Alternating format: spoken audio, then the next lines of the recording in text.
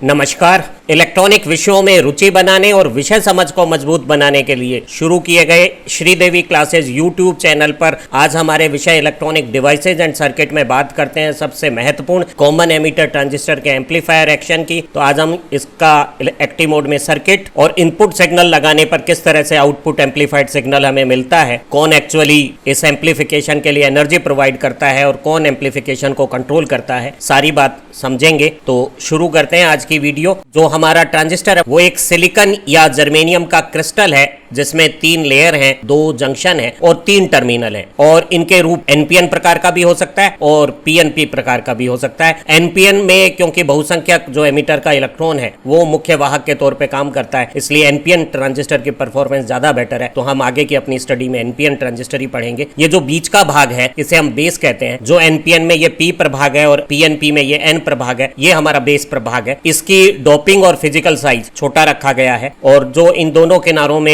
एक भाग है उसे हम एमीटर कहते हैं। और एमीटर की डोपिंग तीनों प्रभागों में सबसे ज्यादा है और इसी के वाहक आगे की वर्किंग में काम करते हैं। जो फिजिकल साइज में सबसे बड़ा ये किनारे का भाग है वो कलेक्टर है। कलेक्टर की डोपिंग तो एमीटर से कम है, बेस से डेफिनेटली ज्यादा है, लेकिन इसका फिजिकल साइज इसलिए बड़ा किया गया है और ये ज्योमेट्री में भी बाहर की तरफ डिजाइन किया हुआ होता है कि वर्किंग के दौरान इस कलेक्टर के ये बेस के साथ जो जंक्शन है इस पे सबसे ज्यादा हीट प्रोड्यूस होती है और उससे टेम्परेचर राइज ना हो और हीट का अच्छा डेसिपेशन हो, इसलिए इसका फिजिकल साइज भी बड़ा है और ये हमारी केसिंग में आउटर साइड में होता है। जो हमारा एमीटर टर्मिनल है उस पे हम एक एरो लगाते हैं और एरो की डायरेक्शन पी प्रभाग से एन प्रभाग की तरफ होती है। तो ये पी से एन की तरफ पीएनपी ट्रांजिस्टर हो गया और इसी तरह से ये अगर इस एरो में देखें तो बेस पी है, एमीटर एन है, तो ये जो ट्रांजिस्टर है वो एनपीएन प्रकार का ये ट्रांजिस्टर हो गया है। अभी हम एक ट्रांजिस्टर को 2 ऐसे डायोड समझ सकते हैं जो एक एमीटर और बेस के बीच में बन रहा है और एक कलेक्टर और बेस के बीच में बन रहा है। उनका एक सीरीज कॉम्बिनेशन समझ सकते हैं, लेकिन यथार्थ में आप 2 डायोड को इस तरह से जोड़कर एक ट्रांजिस्टर नहीं बना सकते।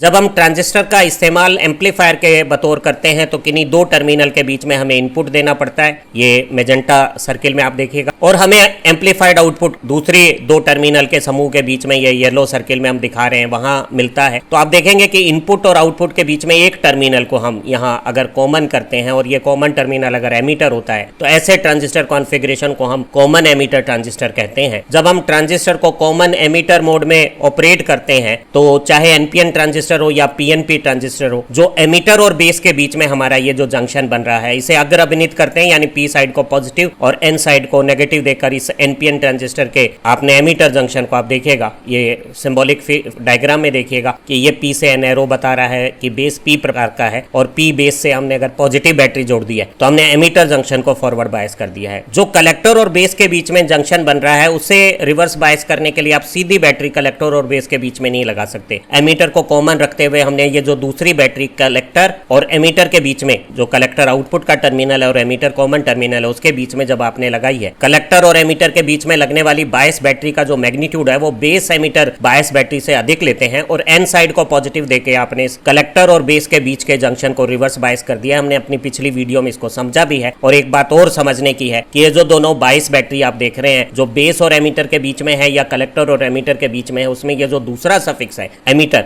वो बता रहा है कि ये जो टर्मिनल एमीटर है वो इनपुट और आउटपुट के बीच में कॉमन है। हमारी पुरानी डायोड की समझ से कोई ये मान सकता है कि जो एमीटर जंक्शन है फॉरवर्ड बायस है तो एमीटर पे बहुत अधिक धारा होगी और जो कलेक्टर जंक्शन है वो रिवर्स बायस होने के कारण कलेक्टर पे ज्यादा धारा नहीं होगी। लेकिन आश्चर्यजनक रूप से यहाँ एक ट्रांसफर ऑफ रजिस्टर होता है और जो धारा कम प्रतिरोध के अगर अभिनीत एमीटर बेस जंक्शन में बनाई जाती है वो रिवर्स बायस हाई रेजिस्टेंस के इस कलेक्टर सर्किट में भी लगभग पूरी पहुंच जाती है। और आप पाएंगे कि कलेक्टर की करंट जो रिवर्स बायस सर्किट का हिस्सा होने के बावजूद भी लगभग एमीटर करंट है। जब हमने बायस बैटरी VB से पी बेस को पॉजिटिव और एन एमीटर को नेगेटिव देके बायसिंग की है तो ये फॉरवर्ड बायस जंक्शन में डिप्लेशन जोन सिकुड़ गई है, कमजोर हो गई है। और हमें पता है कि ऐसी स्थिति में दोनों तरफ के बहुसंख्यक एन का ये इलेक्ट्रॉन और पी का ये होल संधि के आर पार आसानी से संख्या प्रवणता के कारण डिफ्यूजन करेंगे और क्योंकि डिफ्यूजन बहुसंख्यकों का होता है, बहुसंख्यक संख्या में ज्यादा है, तो जैसे ही ये वोल्टेज एक कट इन वोल्टेज जो सिलिकॉन टाइप डिवाइसेस के लिए 0.6 वोल्ट है उससे ज्यादा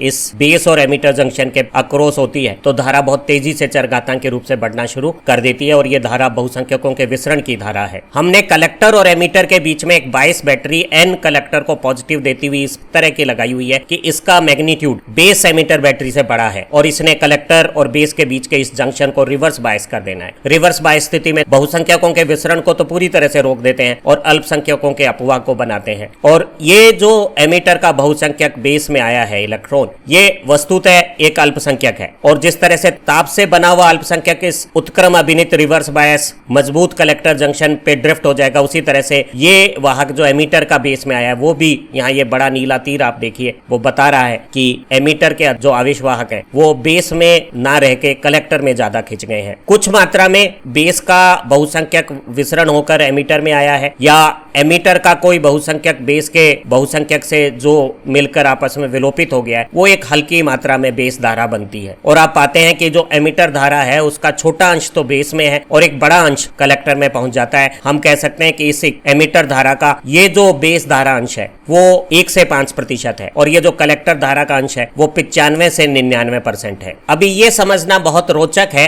कि एमीटर का जो विसरण किया हुआ वाहक बेस में विलोपित न होके और वो कलेक्टर में क्यों खिंच जाता है। उसका कारण है कि हमने बेस की साइज और डोपिंग कम रखी है। तो एमीटर का वाहक अगर बेस को क्रॉस करके कलेक्टर में खिंचकर जाता है तो बेस को पार करने में उसे ज्यादा समय नहीं लगेगा और इतने कम समय में विलोपन की संभावनाओं को और कम करने के लिए हमने बेस की डोपिंग का लेवल भी कम रखा है, यानी बेस में स्वयं अपने बहुसंख्यक अधिक मात्रा में नहीं है। हमने कभी पहले पढ़ा है कि विलोपन की रफ्तार आवेश वाहकों की संख्या के गुणनफल के अनुपात में होती है, क्योंकि बेस में स्वयं के बहुसंख्यक बहुत अधिक संख्या में नहीं है, डोपिंग का लेवल कम है, बेस में विलोपन की दर है वो ज्यादा नहीं है। और उत्क्रम अभिनित जो मेरा कलेक्टर जंक्शन है, ट्रांजिस्टर मेरा एक्टिव मोड में है, कलेक्टर जंक्शन रिवर्स बायस है, वो उस वाहक को जो एमीटर से डिफ्यूज होकर बेस में आया है उसे ड्रिफ्ट करके कलेक्टर में खींच लेगा। तो हम पाते हैं कि ये जो एमीटर धारा है और कलेक्टर धारा है ये मिली एम्पियर के कोटि की है और ये जो बेस धारा है इसका मान माइक्रो एम्पियर की कोटि का है। हमें जानकारी है कि ये जो ट्रांजिस्टर में एमीटर पे जो एरो का निशान लगाया हुआ होता है एनपीएन ट्रांजिस्टर में बाहर की तरफ, ये परंपरागत एमीटर धारा की दिशा बताता है और ये एमीटर की धारा एमीटर टर्मिनल से बाहर निकलती हुई है और बेस और कलेक्टर की धारा ट्रांजिस्टर में अंदर की ओर है। और किरचॉफ के धारा के नियम के अनुसार एमीटर धारा का बड़ा अंश तो कलेक्टर धारा है और छोटा बेस धारा है। और किसी भी कारण से अगर हम एमीटर धारा में परिवर्तन करते हैं उसका एक बड़ा अंश तो कलेक्टर धारा में परिवर्तन होगा और छोटा अंश बेस धारा में परिवर्तन होगा। और हमने सीखा है कि ये सारे परिवर्तन परस्पर अनुपातिक है और जो कलेक्टर धारा में परिवर्तन है वो एमीटर धारा में परिवर्तन के समानुपाती है और समानुपाती स्थिरांक को हम अल्फा या कॉमन बेस करंट गेन कहते हैं और इसका जो सामान्य मान है वो 0.95 से 0.99 के बीच में है। अर्थात अगर आप 100 यूनिट एमीटर धारा में परिवर्तन करेंगे तो कलेक्टर धारा में परिवर्तन 95 से 99 यूनिट हो जाएगा। इसी प्रकार हम कह सकते हैं कि जो कलेक्टर धारा में परिवर्तन है वो बेस धारा में परिवर्तन के भी समानुपाती है और इस समानुपाती स्थिरांक को हम beta common ammeter current gain कहते हैं। और बीटा और अल्फा दोनों के मान ट्रांजिस्टर की संरचना पे निर्भर करते हैं और कलेक्टर करंट के मान पे भी निर्भर करते हैं। अगर आप बेस की साइज और डोपिंग को छोटा करते जाएंगे तो दोनों अल्फा और बीटा की वैल्यू बढ़ेगी। हमने अपनी एक पिछली वीडियो में इस समीकरण जो धारा में परिवर्तन का बनाया उसमें डेल्टा IC का भाग देके और गणना करके बताया था कि अल्फा जो कॉमन बेस में करंट गेन है और बीटा जो कॉमन एमीटर में करंट गेन है और करंट गेन आउटपुट और इनपुट के करंट के रेशो है उनमें आपस में ये संबंध है। हमने हमारी एक पुरानी वीडियो में ये भी समझा था कि कलेक्टर धारा में एक बड़ा अंश एमीटर के वाहकों का जो विसरण के बाद बेस में आए हैं उनके ड्रिफ्ट का अंश है, यानी हम इसे कह सकते हैं कि यह कलेक्टर धारा में एमीटर की मेजोरिटी का अंश है। और एक छोटा अंश दोनों तरफ जो कलेक्टर में और बेस में ताप से बने हुए अल्पसंख्यकों के अपवाह से जो धारा बनती है वो है एमीटर धारा का अल्फा अंश कलेक्टर में पहुंचता है और जो ताप जनित धारा का अंश है वो ICO है। और हम यहाँ छोटी सी गणना करें और कुल कलेक्टर धारा में ये ताप जनित धारा को अगर घटा दें और I का भाग दें तो हमें अल्फा DC का मान पता चल जाएगा। सामान्यतः ये लीकेज करंट जो ताप जनित अल्पसंख्यकों की धारा है वो कम होती है, अगर इसे नगण्य कर दें तो ये रूप आ सकता है। और अगर अपन चेंज के रूप में लिखें तो क्योंकि इसमें चेंज नहीं होता तो हम कह सकते हैं कि जो अल्फा AC है वो चेंज इन आउटपुट करंट और change of input current common base में उनका अनुपात है। अभी हम इन्हीं समीकरणों का इस्तेमाल करके और पिछली वीडियो में जैसे हमने कॉमन एमीटर की कैरेक्टरिस्टिक समझते हुए बात की थी, यहाँ एमीटर धारा को बेस धारा और कलेक्टर धारा के योग के रूप में रिप्लेस कर देते हैं। अब आप देखिए कि इस समीकरण में सिर्फ बेस धारा और कलेक्टर धारा रह गई है और मैंने कलेक्टर धारा के सारे अंशों को एक तरफ किया, ये अल्फा उधर आएगा और 1 माइनस अल्फा का जब मैंने डिवीजन किया तो ये जो IB है उसका कोफिशिएंट ये अल्फा 1 माइनस अल्फा का भाग आ गया है और इसको मैंने एक नया नाम दे दिया है बीटा, और बीटा को मैंने कहा है कॉमन एमीटर करंट गेन। और ये जो दूसरा एक्सप्रेशन है वो 1 प्लस बीटा हो जाता है और 1 प्लस बीटा और कॉमन बेस मोड में जो अल्पसंख्यकों के ये जो अपवाह से धारा बनती है जिन्हें हम ICBO कहते हैं, कॉमन बेस मोड में कलेक्टर करंट जबकि इनपुट एमीटर ओपन हो, ICBO का वही नाम था, उसको अगर 1 प्लस बीटा से गुणा कर देते हैं तो एक नई माइनॉरिटी करंट का मैग्नीट्यूड आ गया है जिसे हम ICEO कह सकते हैं। तो हम कह सकते हैं कि एक कॉमन एमीटर ट्रांजिस्टर में जो कलेक्टर करंट है वो इनपुट बेस करंट का बीटा गुना है, जहां beta common ammeter current gain है, और एक और अंश है जिसे हम कहते हैं ICEO। ICEO is that collector current जो फ्लो होगा जब इनपुट बेस ओपन है, बेस में कोई करंट नहीं है। एक कॉमन एमीटर मोड में NPN ट्रांजिस्टर को एक्टिव मोड में हमने यहाँ प्रदर्शित किया हुआ है। जब हम कैरेक्टरिस्टिक पिछली वीडियो में पढ़ रहे थे तो हमने इस तरह के रेजिस्टेंस का बायसिंग में उपयोग नहीं किया था और सीधे एक बैटरी को बेस और एमीटर के बीच में लगाकर बदला था और बेस करंट और कलेक्टर करंट के रिलेशनशिप को स्टडी करते समय सीधे एक कलेक्टर और एमीटर के बीच में भी परिवर्तनशील बैटरी लगाई थी। लेकिन अभी हमने एक बायस बैटरी लगाई है VBB, और VBB भी सारी की सारी बेस और एमीटर में नहीं है। इसका कुछ अंश बेस और एमीटर की इस फॉरवर्ड बायसिंग करेगा एमीटर बेस जंक्शन की, और कुछ अंश बेस धारा को प्रवाहित करते हुए इस बायस रेजिस्टेंस में भी ड्रॉप होगा और इस इनपुट सर्किट के जो इक्वेशन है वो ये हो जाएगी। अब आप इस इक्वेशन में देख रहे होंगे कि ये जो बेस करंट है वो ट्रांजिस्टर में बेस और एमीटर के बीच में वोल्टेज के साथ ये जो काली रेखा में बताया हुआ है उस तरह का अभिलक्षण रखता है और वो बताता है कि कितने बेस एमीटर वोल्टेज पे कितनी बेस धारा होगी, वो इसके काली रेखा वाले चित्र से हमें पता लगेगी। अब क्योंकि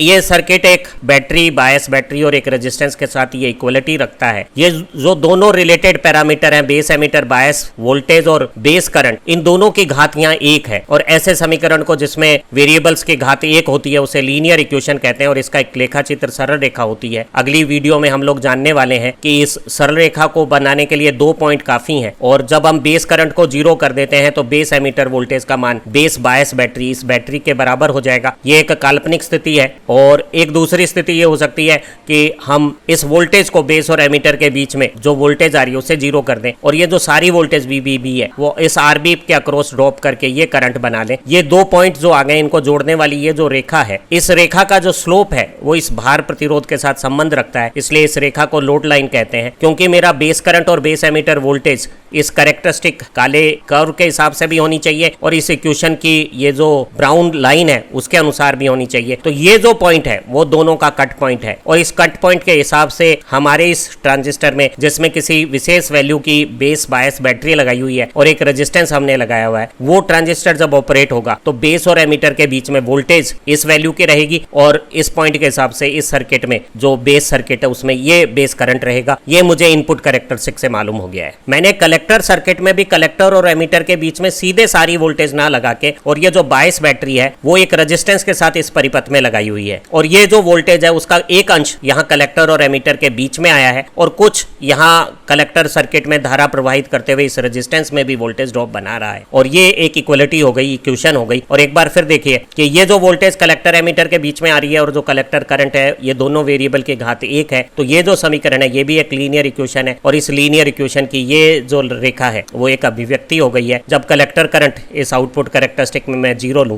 तो ये जो कलेक्टर एमीटर वोल्टेज है वो VCC के बराबर हो गई है कि ये जो स्थिति है जिसमें कलेक्टर करंट काफी कम हो गया है, 0 हो गया है, उसे हम कट ऑफ कहते हैं। और एक एब्सोल्यूट सैचुरेशन स्थिति हो सकती है जिसमें कलेक्टर और एमीटर के बीच की वोल्टेज 0 हो गई है और इस RC रेजिस्टेंस में IC धारा के साथ जो VCC अपॉन RCC के बराबर है या इन दोनों पॉइंटों को जोड़ने वाली ये जो रेखा है इसका जो स्लोप है वो इस रेजिस्टेंस के साथ कनेक्शन रखता है, इसलिए इस प्रतिरोध को लोड रेजिस्टेंस और इस रेखा को लोड लाइन कहते हैं। अब आप देखेंगे कि किसी एक बेस करंट पे कितना कलेक्टर करंट होगा वो डिपेंड करेगा कि आपने कलेक्टर और एमीटर की वोल्टेज कितनी लगा रखी है, और अलग अलग बेस करंट पे कलेक्टर एमीटर वोल्टेज और कलेक्टर करंट के बीच में ये जो आउटपुट कैरेक्टरिस्टिक के परिवार आ गए हैं। और हम पिछली वीडियो में जान चुके हैं कि जो कलेक्टर करंट है वो मोस्टली बेस करंट से डिसाइड होता है, लेकिन एक अर्ली इफेक्ट के कारण जब कलेक्टर एमीटर वोल्टेज बढ़ाते हैं तो हल्का सा ये जो अप स्लोप है वो बता रहा है कि हल्की सी कलेक्टर करंट में तब भी बढ़ोतरी होती है जब कलेक्टर एमीटर वोल्टेज बढ़ती है। तो हमने जाना कि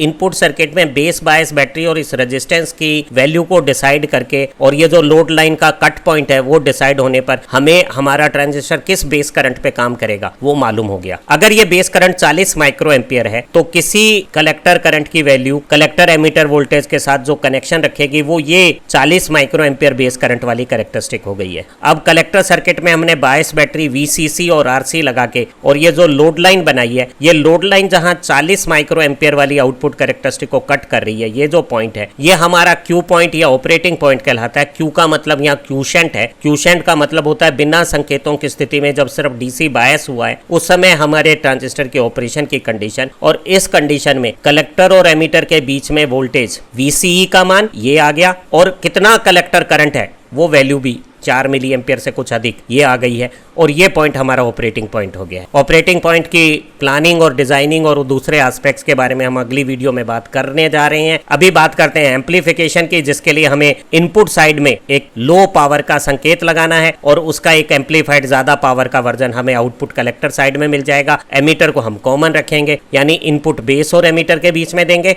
और आउटपुट कलेक्टर और एमीटर के बीच में आएगा। जरा समझते हैं कि आप कैसे बेस और एमीटर के बीच में इनपुट देते हैं और कलेक्टर और एमीटर के बीच में किस प्रकार आप आउटपुट पाते हैं। इनपुट का सिग्नल सोर्स लगाते समय और आउटपुट का लोड रेजिस्टेंस लगाते समय हमारे ट्रांजिस्टर के बायस कंडीशन ना बदले, इसके लिए हम कपलिंग के लिए कैपेसिटर का इस्तेमाल करते हैं। और ये जो कपलिंग कैपेसिटर है वो डीसी के लिए ओपन सर्किट जैसा बिहेव करते हैं, तो डीसी वैल्यूज का अक्रॉस कपलिंग कैपेसिटर इनपुट से बाइसिंग का या आउटपुट के लोड से ट्रांजिस्टर के बाइसिंग का कनेक्शन सेपरेट हो जाता है, आइसोलेशन हो जाता है। और ये एसी सिग्नल के लिए जो सिग्नल की फ्रीक्वेंसी है उसके लिए शॉर्ट सर्किट जैसा बिहेव करते हैं। और जब मैं यहाँ एक इनपुट एसी सिग्नल लगाऊंगा तो आप देखिएगा कि कैपेसिटर के थ्रू ये यहाँ बेस टर्मिनल पे और ये कॉमन एमीटर टर्मिनल के बीच में आ गया है, तो आपका इनपुट है वो forward bias base emitter junction पे अप्लाई हो रहा है। और जो मेरा आउटपुट वोल्टेज है वो इस लोड रेजिस्टेंस के अक्रॉस इस कलेक्टर से सिग्नल एसी शॉर्ट होने पर कनेक्ट हो जाएगी, और आप पाएंगे कि जो कलेक्टर और एमीटर के बीच में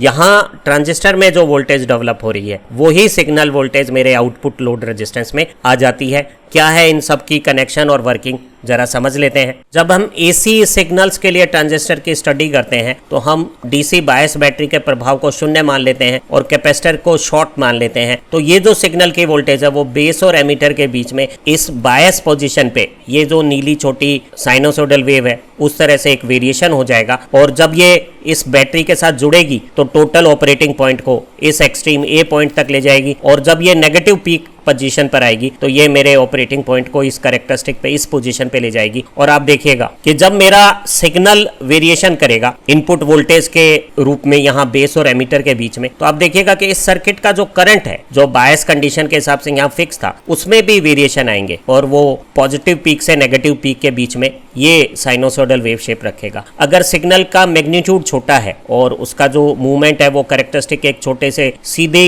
रेखा जैसे भाग में होता है, तो मैं पाता हूं कि अगर ये input voltage wave form sinusoidal है तो उसका करंट फॉर्मेट भी साइनोसोडल होगा। लेकिन अगर ये सिग्नल काफी बड़ा हो, जैसा कि इस बड़े मेजेंटा फ्रेम में आप देखिएगा, तो ऐसी स्थिति में जब मेरा सिग्नल का ये वोल्टेज वेरिएशन होता है तो ये जो कैरेक्टरिस्टिक है वो नॉन लीनियर है। और आप देखेंगे कि जो मेरा डायोड का डायनामिक रेजिस्टेंस है वो बीच के स्ट्रेट लाइन पोर्शन में तो फिक्स था, लेकिन ये जब आगे जाता है ज्यादा करंट पे तो इसका रेजिस्टेंस वैल्यू कम हो जाती है, और जब वो नीचे कट इन पॉइंट के पास आता है तो इंटरनल रेजिस्टेंस जो डायोड का है वो बढ़ जाता है। तो आप पाएंगे कि ये वेव फॉर्म पॉजिटिव हाफ में तो बड़ी आएगी और नेगेटिव हाफ में ये उतनी बड़ी नहीं है। तो एक आउटपुट में आप देखेंगे जब ये इसी का रूप चलेगा तो डिस्टोर्शन आ जाएगा और आपका सिग्नल जिस रूप में है उस तरह का एम्पलीफाइड सिग्नल नहीं आएगा। तो जब आप स्मॉल सिग्नल्स के लिए काम में लेते हैं, जैसा कि इस ग्रीन हाईलाइट में दिख रहा है, तो आप देखेंगे कि ये ग्रीन हाईलाइट में आउटपुट भी साइनोसॉइडल फॉर्मेट रखेगा। जो चेंज इन सिग्नल वोल्टेज है उसके साथ जो चेंज इन करंट है बेस करंट, उसका रेशो डायनामिक इनपुट इंपीडेंस कहलाता है। और बिल्कुल यही वोल्टेज जो सिग्नल की आपने कॉमन एमीटर में बेस और एमीटर के बीच में लगाई है, वही हमने कॉमन बेस में एमीटर और बेस के बीच में यही लगाई है। तो आप देखेंगे कि दोनों ट्रांजिस्टर में ये जो सिग्नल है, इनपुट वोल्टेज सिग्नल, वो सेम है, लेकिन ये current, input current common base में एमीटर करंट था। और हमने कभी बात की थी कि अगर एमीटर करंट 100 यूनिट हो तो बेस करंट सिर्फ 2 यूनिट होता है। तो आप पाएंगे कि ये करंट एमीटर करंट की तुलना में बेस करंट 50 गुना कम है। तो ये जो इनपुट इंपीडेंस है कॉमन एमीटर मोड में, ये कॉमन बेस मोड के इनपुट इंपीडेंस से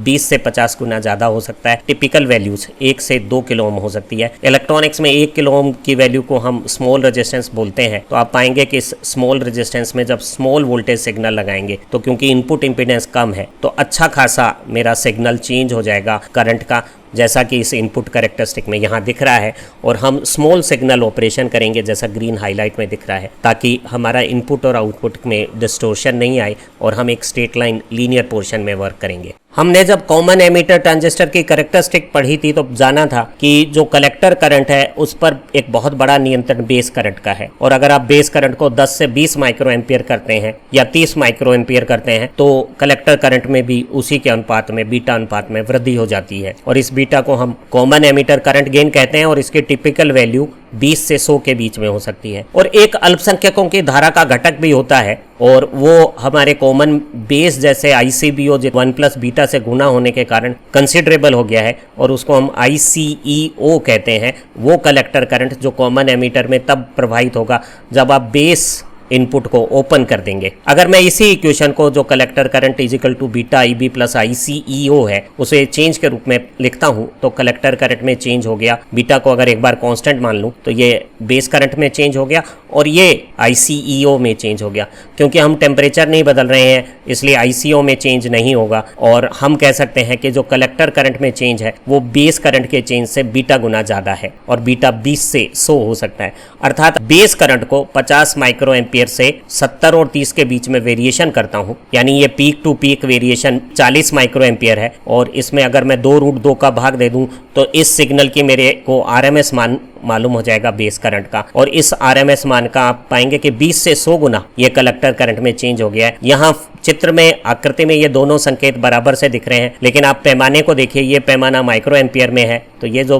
बेस करंट में वेरिएशन दिख रहा है आपको ये माइक्रो एम्पियर में है और ये जो कलेक्टर करंट में चेंज दिख रहा है वो मिली एम्पियर में है। तो आप पाएंगे कि जब हम बेस करंट में चेंज करते हैं तो कलेक्टर करंट में चेंज लगभग उतना ही हो जाता है जितना ट्रांजिस्टर में एमीटर करंट में चेंज होता है। ये हमारे लिए एम्प्लीफिकेशन का कारण बन जाता है। मैंने इनपुट कैरेक्टरिस्टिक की स्टडी में पाया कि जो इनपुट सिग्नल हमने बेस और एमीटर के बीच में लगाया है उससे आसानी से इनपुट करंट में चेंज हो गया है, क्योंकि बेस एमीटर जंक्शन का जो इनपुट इंपीडेंस है वो 1 से 2 किलो ओम के आसपास है। ये जो बेस करंट में चेंज है वो आप पाएंगे कि हमारे बेस करंट को 50 से पॉजिटिव तरफ पीक 70 और नेगेटिव पीक 30 के बीच में साइनोसॉइडल ऑसिलेशन करेगा जब हम यहाँ वोल्टेज सिग्नल से करंट सिग्नल के चेंजेस देखते हैं। और हम पाते हैं कि इस लोड लाइन पे मेरा ऑपरेटिंग पॉइंट जो कि इस बायस बैटरी और इस लोड रेजिस्टेंस से डिसाइड हो रही है, और जब हम कपलिंग कैपेसिटर लगाएंगे और आउटपुट यहाँ आ जाएगा तो आप देखेंगे कि ये जब शॉर्ट हो गया है तो इफेक्टिवली अब जो लोड रेजिस्टेंस AC सर्किट में माना जाएगा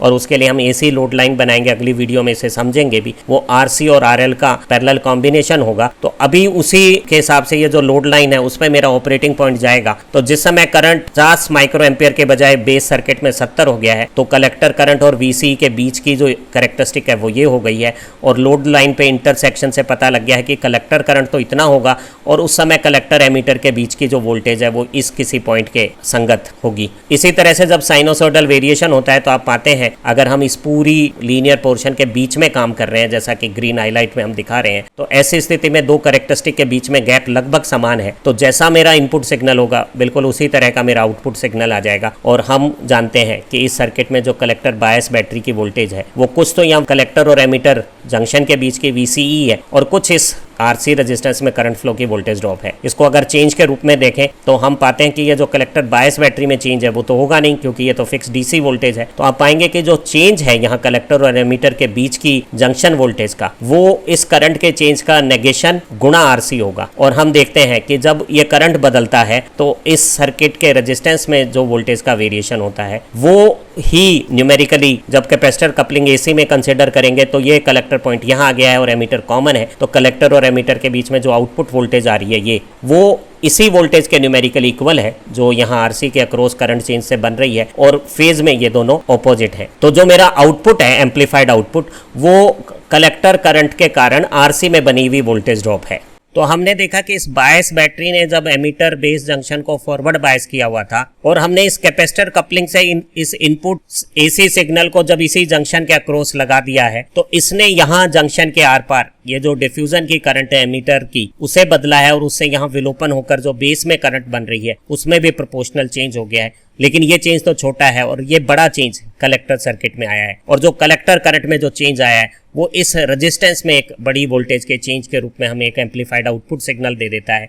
और मैं एक खूबसूरत बात देखता हूं कि आउटपुट वोल्टेज जो मुझे संकेत के रूप में यहाँ मिल रही है वो इनपुट सिग्नल जो मैंने यहाँ लगाया है उससे काफी बड़ी है, क्योंकि इनपुट सिग्नल जो मैंने यहाँ लगाया है वो इस इनपुट इंपीडेंस जो कि छोटा है उसमें एक करंट चेंज बनाता है। और जो इंटरेस्टिंग बात है वो ये है कि ये बेस में जो छोटा करंट चेंज है उससे कई गुना ज्यादा बड़ा चेंज कलेक्टर में हमें मिलता है, क्योंकि एमीटर की करंट का बड़ा हिस्सा कलेक्टर में है, बेस में जो हिस्सा है वो छोटा है और सभी चेंज प्रोपोर्शनल है। तो आप पाएंगे कि बेस करंट का चेंज छोटा है और कलेक्टर करंट का चेंज बड़ा है। और इस आरएल रेजिस्टेंस का मान जो कि इस कैपेसिटर को अगर मैं शॉर्ट मान लूं और इस लोड रेजिस्टेंस और आरसी का पैरेलल इक्विवेलेंट है, तो इस लोड रेजिस्टेंस की वैल्यू मेरे इनपुट सर्किट जो कि फॉरवर्ड बायस है उसके इनपुट इंपीडेंस 1 किलो ओम की तुलना में ये रेजिस्टेंस आरएल 20 से 50 किलो ओम बड़ा है, 10-20 गुना। और ऐसी स्थिति में जब करंट एक छोटे रेजिस्टेंस में छोटी वोल्टेज से बना हुआ बढ़कर बड़े रेजिस्टेंस में पहुंचेगा तो न केवल ट्रांसफर ऑफ रेजिस्टर होगा बल्कि करंट का भी एम्पलीफिकेशन होगा, तो मेरी वोल्टेज की वृद्धि हो जाएगी। एक सुंदर बात है कि अगर ये ट्रांजिस्टर संरचना में सेम है और इसे कॉमन एमीटर के बजाय हम कॉमन बेस कॉन्फ़िगरेशन में यूज करते हैं तो वहां डायनामिक फॉरवर्ड रेजिस्टेंस कम है 25 से 100 ओम के बीच में, और वहां करंट गेन भी नहीं है, इसकी वैल्यू 0.95 से 0.99 के बीच में है। लेकिन अगर ये आरएल सेम हो तो आप पाएंगे कि अल्फा से